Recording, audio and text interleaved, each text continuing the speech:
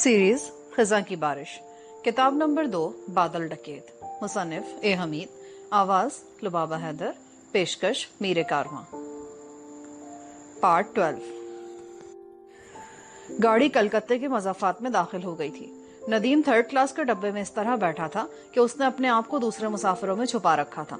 नदीम को उस खद्दरपोश बंगाली का मुसलसल खतरा लगा हुआ था जिसने उसे लखियापुर जंक्शन के सामने वाले प्लेटफॉर्म से घूर कर देखा था। ये इंटेलिजेंस का आदमी भी हो सकता था। कलकत्ता इंटेलिजेंस और पुलिस के लिए नदीम का चेहरा जाना पहचाना था। नदीम कलकत्ता पुलिस की हिरासत में रहकर ऐसी शदीद अजियतें उठा चुका था कि उन्हें याद करके आज भी उसके रोंगटे खड़े हो जाते थे। खास तौर पर मराठा पुलिस इंस्पेक्टर मंजरेकर ने उस पर भयानक तशद्दुद किया था। सोनागाची थाने के तकरीबन सभी पुलिस और इंटेलिजेंस वाले उसकी शक्ल से वाकिफ थे। अगरचे नदीम ने दाढ़ी बढ़ा ली थी, उसके बावजूद वो पहचाना जा सकता था। यकीनी बात थी कि दूसरे इलाके की पुलिस और सीआईडी वालों को नदीम की तस्वीरें दिखा दी गई होंगी। पुलिस बड़ी सरगर्मी से उसकी तलाश में थी। उस पर पाकिस्तानी जासूस होने का इल्जाम था और ये भारत में कत्ल से भी बड़ा जुर्म तस्वुर किया जाता है।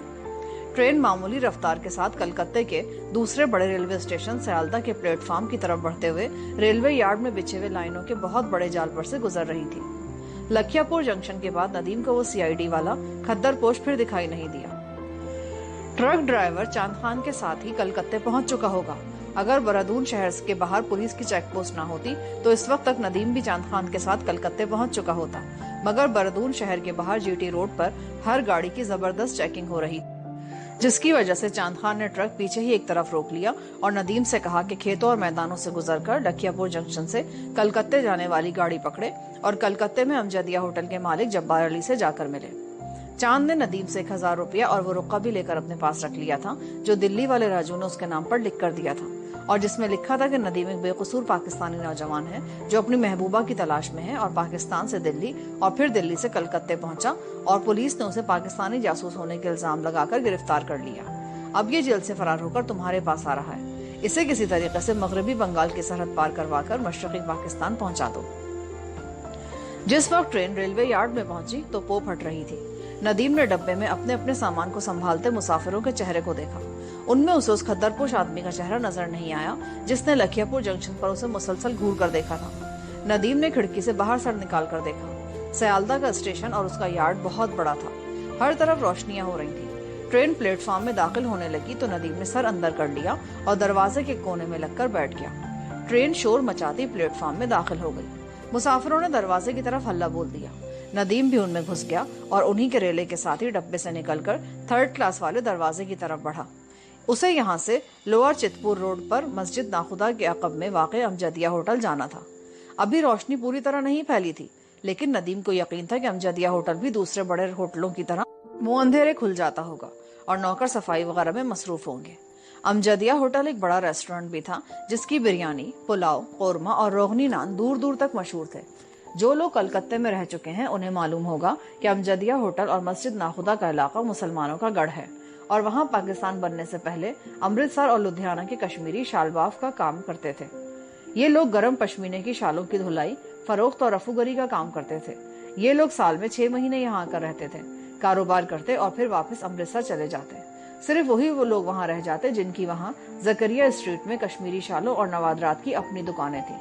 पाकिस्तान बनने से पहले हुसैन शहीद सोहरवर्दी इस इलाके में अक्सर आते जाते रहते थे। यहाँ के अमृतसरी कश्मीर बड़े दिलेर थे और उनके दिलों में इस्लाम और पाकिस्तान की खातिर जान कुर्बान कर देने का जज्बा हर वक्त मुअज्जन रहता था। नदीम के लिए लोअर चितपुर रोड के पास जकरिया स्ट्रीट और मस्जिद नाखुदा वाला इलाका अजनबी था। कलकत्ते में वैसे भी नदीम ने अपना ज्यादातर वक्त जेल और हवालात में ही बसर किया था, जहाँ उस पर घिनौना तशद्दुद होता रहा था। उसके नतीजे में नदीम में काफी तब्दीली आ गई थी। अब वो लाहौर वाला नातजुर्बेकार और नाजुक ख्याल कॉलेज स्टूडेंट नहीं था, बल्कि उसमें एक मुहिमजो और कमांडो जैसी सख्त जानी पैदा हो गई थी। बंगला जुबान वो पूरी तरह समझ सकता था, अगरचे रवानी से बोल नहीं सकता था। कलकत्ते के स्टेशन सयालदा से वो खैरियत के साथ बाहर निकल आया। भारत के सूबे मगरबी बंगाल का दारुल हुकूमत और बहुत बड़ा शहर कलकत्ता नींद से बेदार हो रहा था। सितारे बुझ गए थे और उनकी जगह आसमान पर स्लेटी रंग की फीकी रोशनी का गुबार फैल रहा था। सड़क की दोनों जानिब खंभों पर बत्तियां अभी तक रोशन थी। कुछ मुसाफिर करीबी बस स्टॉप पर खड़े हो गए। नदीम भी उनके पीछे जाकर खड़ा हो गया। उसकी पूरी तरह बेदार आंखें दिन के फैलते उजाले में चारों तरफ गौर से एक एक आदमी का जायजा ले रही थी। वो खद्दरपोश उसे कहीं दिखाई नहीं दे रहा था। इस बात की नदीम को बड़ी तसल्ली थी। मगर वहां बस स्टॉप पर ज्यादा देर ठहरना मुनासिब नहीं था, क्योंकि सामने ही सियालदा स्टेशन की अजीम शान इमारत रोशनियों में जगमगा रही थी और वहां पुलिस के कुछ सिपाही भी नदीम ने देखे थे। वो उनकी नजरों में आ सकता था। 1000 रुपया चांद खान के हवाले करने के बाद नदीम ने अपने पास 100 रुपया रख लिया था। उसकी आंखें इधर उधर टैक्सी को तलाश करने लगी। वहां टैक्सी का मिलना कोई दुश्वार बात नहीं थी। सड़क के पार स्टेशन के प्लेटफॉर्म के करीब सड़क पर ही कितनी खाली टैक्सियां खड़ी थी, मगर नदीम वहां से टैक्सी लेने का खतरा मोल नहीं लेना चाहता था। एक खाली टैक्सी बस स्टॉप के करीब धीमी रफ्तार से गुजरी तो नदीम ने उसे हाथ देकर रोक लिया। जल्दी से उसमें सवार हुआ और सिख ड्राइवर को मस्जिद नाखुदा की तरफ चलने के लिए कहा। अमजदिया होटल का नाम वो नहीं लेना चाहता था। सिख ड्राइवर ने मीटर ऑन किया और कलकत्ते की निस्बतन खाली खाली सड़कों पर रवाना हो गया। वहां से मस्जिद नाखुदा इतनी करीब नहीं थी। अगर वो कलकत्ते के हावड़ा स्टेशन पर उतरता तो फासला ज्यादा ना होता। खुदा जाने टैक्सी कहां से गुजरती। काफी देर बाद एक ऐसी सड़क पर आ गई जिसके वस्त में ट्राम की लाइन बिछी थी। नदीम ने ड्राइवर से पूछा कि मस्जिद नाखुदा भी कितनी दूर है। सिख ड्राइवर बोला, हम लोअर चितपुर रोड से गुजर रहे हैं, मस्जिद नाखुदा करीब ही है। फिर उसने पंजाबी जुबान में नदीम से पूछा कि वो पंजाब से आ रहा है। नदीम हूं कहकर चुप हो गया। ये कलकत्ते का कदरे गुंजान इलाका था। टैक्सी एक सिनेमा हाउस के सामने से गुजरी जिसकी पेशानी पर मूनलाइट सिनेमा लिखा था। यहाँ अब दिन की रोशनी चारों तरफ फैल चुकी थी। सड़क पर ट्रैफिक भी शुरू हो गई थी। यहाँ ज्यादातर रिहायशी फ्लैट थे। टैक्सी कुशादा गली के कोने पे जाकर रुक गई। गली में एक जानिब नदीम को एक मस्जिद का बड़ा मेहराबी दरवाजा और ऊंचे ऊंचे मीनार दिखाई दिए। सिख ड्राइवर बोला, ये मस्जिद नाखुदा है बाबूजी। नदीम ने किराया अदा किया और बंद दुकानों के साथ साथ होकर मस्जिद के दरवाजे की तरफ चलने लगा। वो मस्जिद के दरवाजे के सामने से गुजरकर साथ वाली गली में दाखिल हो गया। यहाँ कुछ दुकानों से ऐसी मिली जिनके अंदर कुछ लोग बड़े बड़े बट्ठलों में शाले डाले उन्हें पांव से कुचल रहे थे। बट्ठलों में रीठों की झाग उड़ उड़कर बाहर गिर रही थी। नदीम ने एक आदमी से अमजदिया होटल का पता पूछा। उसने एक जानिब इशारा किया और दीवार पर दोनों हाथ टिकाए, फिर अपने काम में मसरूफ हो गया। नदीम गली से घूमकर मस्जिद नाखुदा की अकबी बाजार नुमा गली में आया तो उसकी नजर एक 2 मंजिला इमारत पर पड़ी जिसके बाहर अमजदिया होटल उर्दू में लिखा हुआ था। नदीम एक तरफ खड़ा हो गया। नौकर होटल का फर्श धो रहे थे। संगमरमर की गोल सीढ़ियां और मेज एक दूसरे के ऊपर रखे हुए थे। एक लड़का काउंटर के पीछे खड़ा काउंटर के शीशे के व्यायाम कपड़े से चमका रहा था। दूसरी जानिब चबूतरे पर अंगीठियों में आग रोशन कर दी गई थी। एक अंगीठी पर बड़ा सा तसला चढ़ा हुआ था जिसमें से भाप निकल रही थी। कई पतीले, चाय की चैनकें, शीशे के ग्लास और प्यालियां एक तरफ फर्श पर पड़ी थी। नदीम को बताया गया कि अमजदिया होटल के मालिक जब्बार अली से उसे मिलना होगा। नदीम को यकीन था कि उसके साथी ट्रक ड्राइवर चांद खान ने जब्बार अली को राजू का खत पहुंचा दिया होगा और खुद भी इसी होटल में होगा।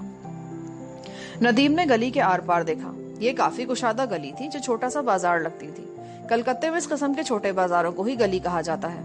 यही शायद जकरिया स्ट्रीट थी। गली में बहुत कम लोग थे। एक दुबला पतला बंगाली बूढ़ा अपने सर पर नारियलों का टोकरा उठाए नदीम के सामने से गुजर गया। फिर एक बंगाली किस्म की मुलाजिमा औरत हाथ में थैला पकड़े गुजर गई। उसे कोई मुश्तबा शख्स अपनी तरफ घूरता हुआ नजर न आया। नदीम ने अल्लाह का नाम लेकर सड़क या गली अबूर की और सीधा अमजदिया होटल में दाखिल हो गया। जो लड़का काउंटर पर सजे हुए शीशे के व्यायाम चमका रहा था उसने बंगला में कहा कि अभी चाय नहीं मिलेगी। नदीम ने आहिस्ता से करीब जाकर उर्दू में कहा कि मुझे जब्बार अली साहब से मिलना है। वो कहाँ होंगे? लड़के ने एक बूढ़े बंगाली मुलाजिम को आवाज देकर बुला लिया। बूढ़े बंगाली ने टूटी फूटी उर्दू में नदीम से पूछा कि वो सेठ से क्यों मिलना चाहता है और कहाँ से आया है। नदीम ने कहा कि वो पंजाब से आया है और सेठ के नाम उसके भाई का पैगाम लाया है। बूढ़े ने नदीम को पीछे आने का इशारा किया। होटल के बड़े कमरे में जगह जगह संगमरमर की छोटी छोटी मेजें और कुर्सियां रखी जा रही थी। पीछे एक जीना ऊपर वाली मंजिल को जाता था। बूढ़ा उस जीने पर से होता हुआ नदीम को दूसरी मंजिल में ले गया। यहाँ एक छोटा दालान था। सामने कमरे का दरवाजा बंद था, मगर अंदर से 2 आदमियों के बातें करने की मध्यम आवाज आ रही थी। बूढ़े मुलाजिम ने बंद दरवाजे के पास जाकर बंगला में कहा, सेठ साहब, पंजाब से आपसे कोई मिलने आया है। अंदर से एकदम आवाजें आनी बंद हो गई। फिर दरवाजा खुला और एक भारी भरकम जिस्म वाला सुर्खो सफेद अधेड़ उम्र आदमी नमूदार हुआ जिसने सफेद शलवार और सिल्क की कमीज पहन रखी थी। उसकी आंखों के पपोटे भारी और फूले हुए थे। सर के घुंघरियाले स्याह बालों में कहीं कहीं सफेदी झलक रही थी। भरे भरे चेहरे वाले उस आदमी की शक्ल बता रही थी कि कभी ये खूबसूरत नौजवान रह चुका है। उसने नदीम की तरफ घूर कर देखा और हाथ के इशारे से नौकर को चले जाने के लिए कहा। जब बूढ़ा मुलाजिम सीढ़ियां उतरकर नीचे गया तो उस शख्स ने पंजाबी में नदीम से पूछा कि उसका नाम क्या है।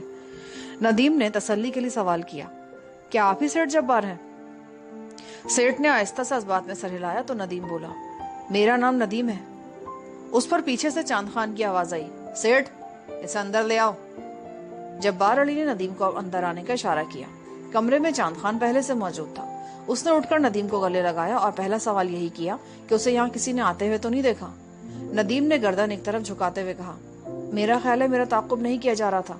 वैसे लखियापुर जंक्शन पर एक आदमी ने जरूर मेरी तरफ घूर कर देखा था। चांद खान ने जब्बार अली से नदीम का मामूली सा तारुफ कराया। तफसील वो पहले ही इसको बता चुका था। जब्बार सेठ को दिल्ली वाले अपने जिगरी दोस्त राजू का खत भी पहुंचा दिया गया था। जब्बार सेठ चारपाई पर पांव उठाकर बैठ गया। नदीम सामने वाले मोड़े पर बैठ गया। छत वाला पंखा बड़ी सुस्त रफ्तारी से चल रहा था। कलकत्ते का मौसम ज्यादा गर्म नहीं था, फिर भी घरों में पंखे चल रहे थे। जब्बार सेठ ने नदीम को क्रेयॉन ए सिगरेट पेश करते हुए कहा, चांद खान ने रात को ही मुझे राजू का खत पहुंचा दिया था। हम तुम्हारा इंतजार कर रहे थे। ट्रेन में तुम्हारा ताक़ुब तो कोई नहीं कर रहा था। नदीम ने सिगरेट का हल्का सा कश लिया और आगे को झुककर बोला, जहां तक मेरा ख्याल है मेरा ताक़ुब नहीं किया गया। बस लखियापुर के जंक्शन पर एक खद्दरपोश बंगाली ने मेरी तरफ घूर कर देखा था। उसके बाद वो आदमी मुझे कहीं नजर नहीं आया। हो सकता है वो सीआईडी का आदमी ना हो और उसने वैसे ही मुझे घूर कर देखा हो। सेठ ने सिगरेट का कश लिया और बोला, बहरहाल तुम्हें बहुत मोहतात रहने की जरूरत है। तुम्हारे बारे में या अखबारों में भी काफी खबरें आ चुकी हैं। तुम्हारी तस्वीर भी पुलिस ने अखबारों में छपवा रखी है। तुमने अच्छा किया जो थोड़ी सी दाढ़ी बढ़ा ली, फिर भी तुम पहचाने जा सकते हो। पाकिस्तानी जासूस होने का इल्जाम कोई ऐसा मामूली इल्जाम नहीं है, और फिर तुम पुलिस की हिरासत से फरार भी हो चुके हो। अभी तक पुलिस ने जकरिया स्ट्रीट के इलाके में कहीं छापा नहीं मारा, लेकिन यकीनी बात है कि यहाँ इंटेलिजेंस के आदमी जरूर निगरानी कर रहे होंगे, क्योंकि यहाँ मुसलमानों की आबादी ज्यादा है। हो सकता है कि दिल्ली पुलिस की गार्ड और इंटेलिजेंस का ग्रुप तुम्हारी तलाश में यहाँ कलकत्ते पहुंच चुका हो। जब्बार सेठ को नदीम के बारे में एक एक तफसील मालूम थी। कुछ उसने अखबारों में पढ़ ली थी और बाकी की तफसीलात उसे चांद खान ने बता दी थी। नदीम खामोशी से बैठा सेठ की बातें सुन रहा था। जब वो खामोश हुआ तो नदीम ने कहा, जैसे कि राजू ने भी आपको लिखा होगा, मैं सिर्फ इतना चाहता हूँ कि। जब्बार सेठ उसकी बात काटते हुए बोला, सितंबर की जंग के बाद मशरकी पाकिस्तान का बॉर्डर क्रॉस करना मुश्किल हो गया है। सरहद पार करवाने से मेरा बराह रास्त कोई ताल्लुक नहीं है। मैं यहाँ शराफत से अपना कारोबार कर रहा हूँ, लेकिन इतना जरूर है कि अगर पाकिस्तान से आया हुआ कोई मुसलमान मुश्किल में फंस जाए तो उसकी मदद जरूर करता हूँ। राजू मेरा दोस्त है। तुम उसका खत ना भी लाते तो मैं किसी न किसी तरह तुम्हारी मदद जरूर करता, लेकिन अब राजू की वजह से मुझ पर तुम्हारी मदद फर्ज बन गई है।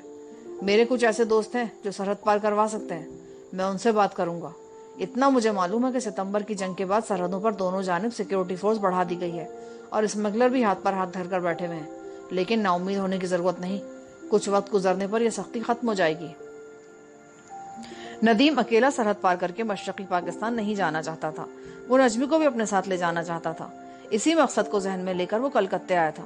नजमी की जिंदगी उसकी वजह से बर्बाद हुई थी और अब नदीम उसे गुनाहों की दलदल से निकालकर किसी हद तक अपने गुनाहों का कफ्फारा अदा करना चाहता था।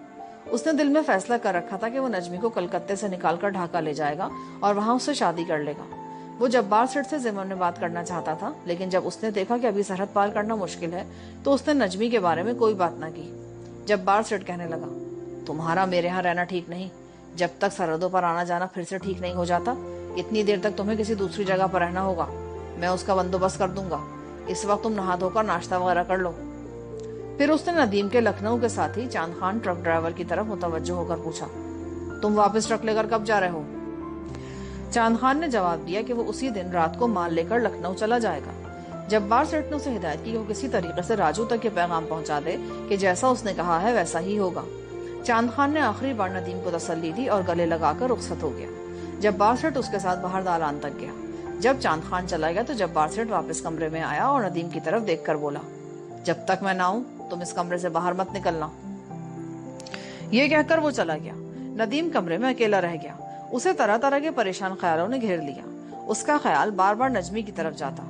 वो भी इसी शहर में थी और जिस फिजा में नदीम सांस ले रहा था, नजमी भी उसी फिजा में सांस ले रही थी। वो उड़कर उसके पास जाना चाहता था मगर नहीं जा सकता था। जेल में उसे सिर्फ इतना ही मालूम हो सका था कि पुलिस ने नजमी को रिहा कर दिया है, मगर उसकी मुसलसल निगरानी की जा रही है। दिल्ली पुलिस भी कलकत्ते पहुंच गई होगी, क्योंकि उन्हें मालूम है कि नदीम फरार होकर नजमी के पास जरूर जाएगा।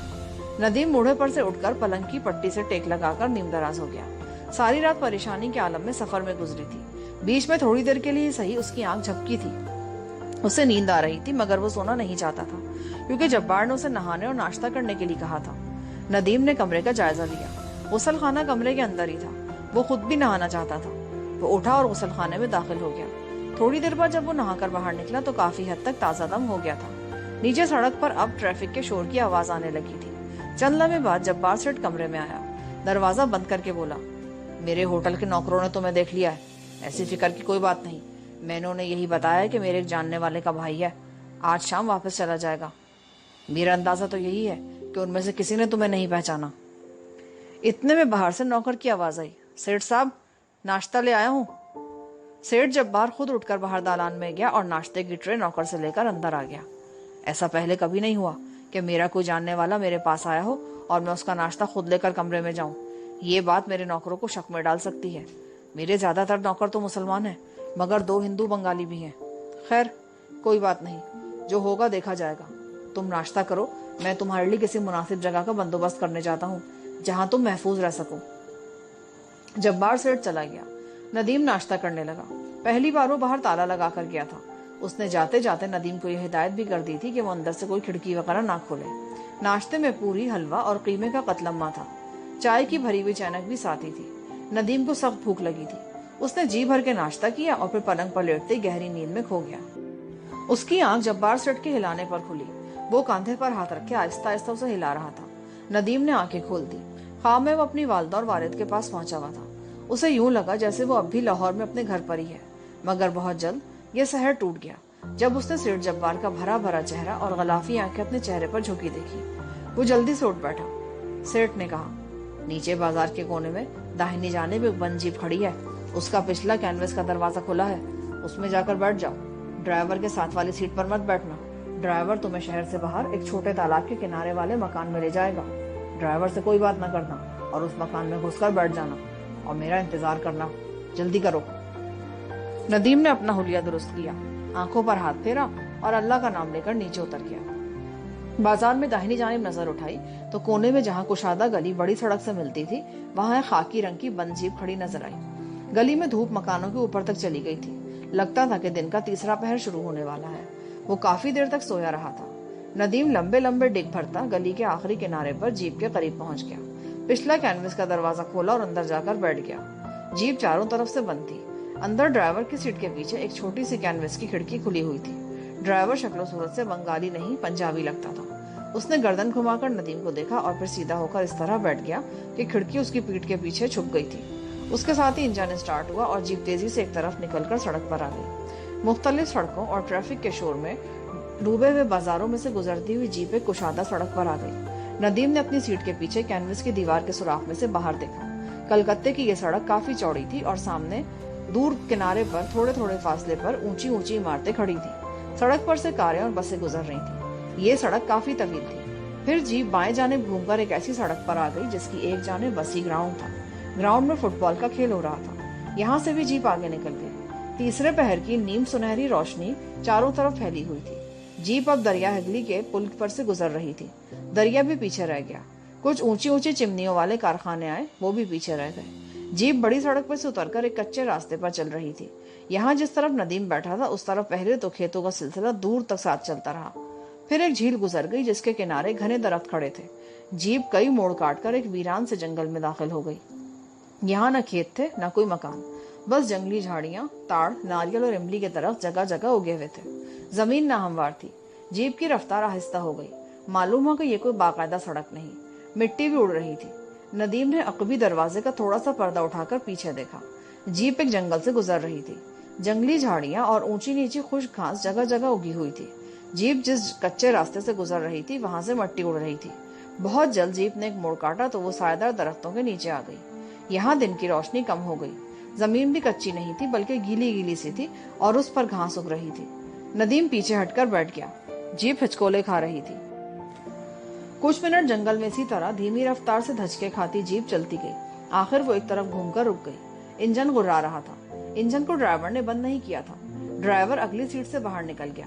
नदीम ने अकबी दरवाजे को खोल दिया। जीप के अंदर जंगल की तरोताजा मरतूब ठंडी हवा का झोंका दाखिल हुआ। नदीम जीप से बाहर निकल आया। ड्राइवर ने उर्दू में कहा, वो है सामने मकान। उससे आगे उसने कुछ भी ना कहा और जीप में सवार होकर जिधर से आया था उधर को चल दिया। जब जीप दरख्तों में गायब हो गई तो नदीम ने मकान की तरफ निगाह डाली। ये एक मंजिला टीन की ढलानी छत वाला क्वार्टर एक तालाब के किनारे जमीन से कुछ 4 फुट ऊंची मचान पर बना हुआ था। आगे बांसों को जोड़कर छोटा सा लकड़ी का बरामदा बना दिया गया था। उस मकान की दीवारें भी लकड़ी की थी और आधे मकान पर कोई जंगली बेल चढ़ी हुई थी। नदीम आगे बढ़ा। क्वार्टर का दरवाजा बंद था और बाहर सिर्फ कुंडी लगी हुई थी। नदीम मुख्तसर से लकड़ी के बरामदे से गुजरकर दरवाजे के पास आया। उसे खोलकर अंदर देखा। ये लकड़ी के फर्श वाला एक मुख्तसर सा कमरा था, जिसमें एक तरफ चारपाई पर बिस्तर तय करके रखा हुआ था। कोने में पुरानी सी छोटी गोल मेज और कुर्सी पड़ी थी। अंदर आकर नदीम को मालूम हुआ कि एक दरवाजा पीछे भी खुलता है। यहाँ पर पार्ट 12 का इख्तिताम होता है। आगे कहानी सुनने के लिए पार्ट 13 समाप्त फरमाएं।